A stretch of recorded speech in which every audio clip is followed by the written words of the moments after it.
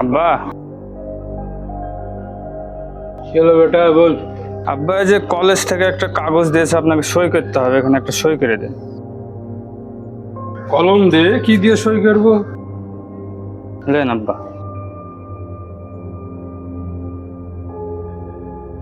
বেটা শোন, আব্বা, শোনাশুনি আর হবে না, এখন থেকে আমি যেটা বলবো আপনি সেটা শুনবেন।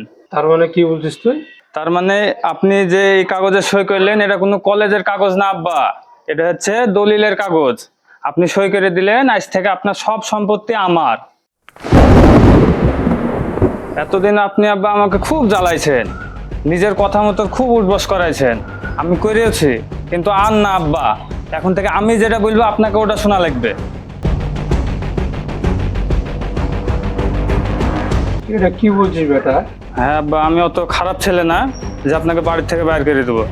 আপনি বাড়িতেই থাকবেন, কিন্তু আমার কথা মতনই আপনার চলা লাগবে। এটা শোন, আমি তোকে যেটা বলতে চাইছিলাম যে কলমটা দিচ্ছিস, কলমে কালি নাই, লেখা হয়নি, তোকে ঘর থেকে একটা কলম আনতে বলছিলাম।